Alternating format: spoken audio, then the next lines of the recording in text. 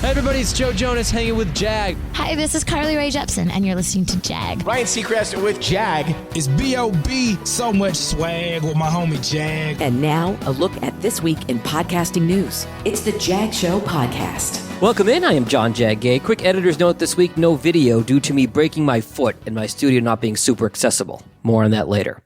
The big news in podcasting this week was the launch of Facebook's new podcasting feature. Problem is, it's only available in the US and by invite only. So to learn more about this new Facebook feature, I went to, you guessed it, Twitter. Buzzsprout's head of marketing, Alban Brooke, has a great Twitter thread about the features of Facebook podcasts. But don't worry if you haven't seen it yet. I just got to remember to check the old AOL email I use for my Facebook notifications. Last week I mentioned hating the new Apple Podcasts app, and this week I finally made the switch. I'm now listening to shows on Spotify. I'm on the free plan, and it's much easier to find episodes of my favorite shows, and I have more control over playback speed. It's a much better user experience, and I wouldn't have known about it had Apple not driven me away with such a truly hard-to-navigate app. More Spotify news this week. They've acquired Podz, that's Podz, a podcast discovery platform. Spotify also launched Greenroom, an audio service that's their answer to Clubhouse. More on that from Spotify's press release in today's show notes.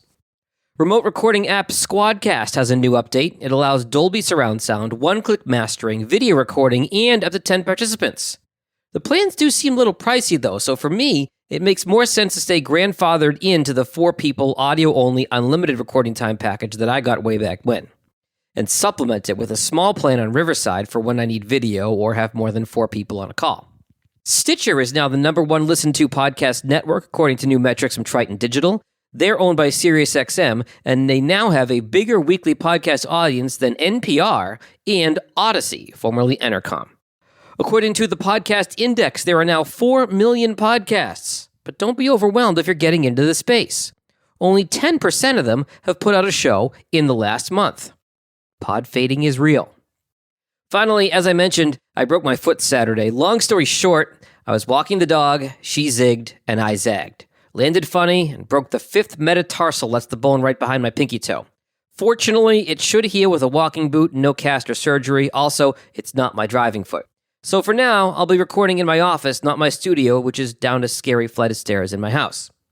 The podcasting moral of the story?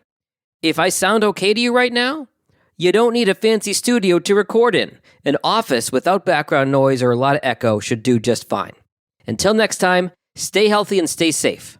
Later. If you like what you just heard, share The Jag Show with someone else who's interested in podcasts. You can also follow The Jag Show on Apple Podcasts, Spotify, or wherever you get your podcasts. Visit jagindetroit.com.